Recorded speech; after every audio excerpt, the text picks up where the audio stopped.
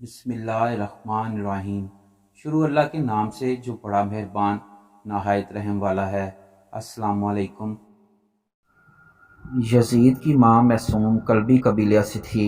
یہ قبیلہ نیا نیا مسلمان ہوا تھا۔ یزید کی پیدائش کے بعد اس کی ماں معصوم طلاق لے کر اپنے قبیلے میں لے گئی، جہاں پر اس عیسائیت کو چھوڑ کر نئے نئے مسلمان ہونے والوں میں یزید کی پرورش ہوئی۔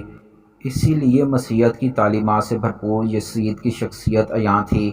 بندروں کو پال کر ان سے کھیلنا، شراب نوشی اور شطرنج اس کی مصروفیات کا اجاگر پہلو تھے۔ انتہائی مخالفت کے باوجود یزید 60 ہجری میں تخت نشین ہوا۔ حکومت ملتے ہی یزید نے مدینہ میں موجود گورنر کو خط لکھا کہ حضرت عبداللہ بن زبیر، عبد الرحمن بن ابی بکر، عبداللہ بن عمر اور نواسہ رسول صلی اللہ علیہ وآلہ وسلم سے ہر صورت میں بیعت لو، لیکن ان سب نے بیعت سے انکار کر دیا۔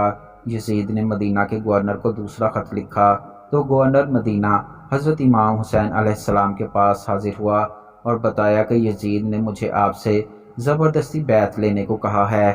جب امام عالی مقام نے دیکھا کہ مدینہ میں قتل و غارت اور فساد برپا ہو سکتا ہے تو آپ نے ہجرت شروع کر دی۔ اپنے خاندان اور کچھ اصحابہ کے ساتھ آپ پہلے مکہ اور پھر کوفہ کی طرف روانہ ہو گئے، لیکن 18,000 کوفیوں نے حضرت امام حسین کی بیعت توڑ دی اور پھر واقعہ کربلا پیش آیا۔ کربلا کا دل خراش واقعہ یزید کا سب سے بڑا اور گھنونا کام تصور کیا جاتا ہے۔ یزید نے عبید اللہ ابن زیاد جیسے گورنر کوفہ میں تعینات کیا۔ اس کو حکم دیا کہ کربلا میں ہی حضرت امام حسین سے بیعت لی جائے، بصورت دیگر ان سے جنگ کی جائے۔ واقعہ کربلا کے بعد 63 ہجری میں مدینہ کے لوگ یزید کی بیعت توڑ دیتے ہیں تو یزید کی فوج مدینہ پر حملہ کرتی ہے، جس سے واقعہ ہرا پیش آتا ہے کہ جس میں 80 صحابہ اکرام، مہاجرین اور انصار میں سے 700 تائبین اور اس کے علاوہ 10,000 مسلمانوں کو بے دردی سے مدینہ میں شہید کیا گیا۔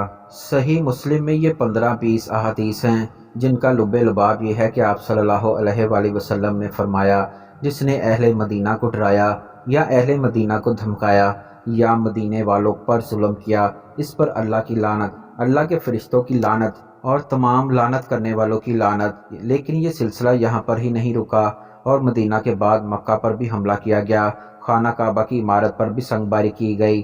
بس پھر یزید کو دی گئی اللہ پاک کی مہلت ختم ہوتی ہے۔ اب اس ظالم، فاسق، فاجر، شرابی کو موت آتی ہے۔ اس کی موت کے متعلق 3 طرح کی روایات تاریخ کتب میں ملتی ہیں۔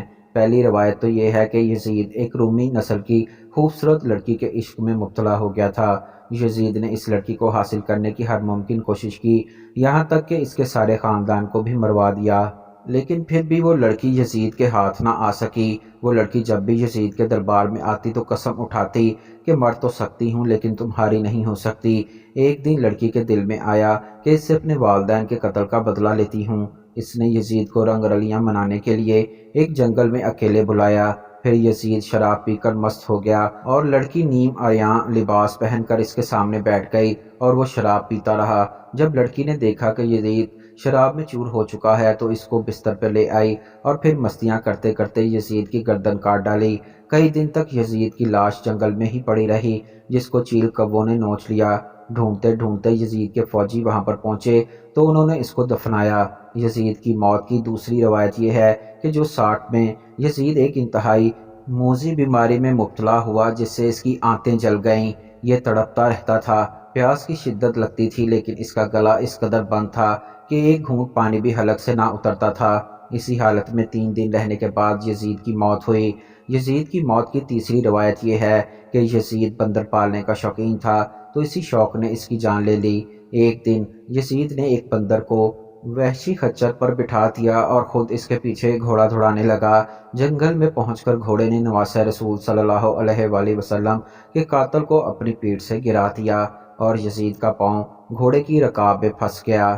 وہ گھوڑا دوڑتا رہا اور زمین پر گرتے گرتے اس کا سر ایک پتھر پر جا ٹکرایا، لیکن وہ گھوڑا نہ رکا یہاں تک کہ اس کا پورا جسم پامال ہونے لگا۔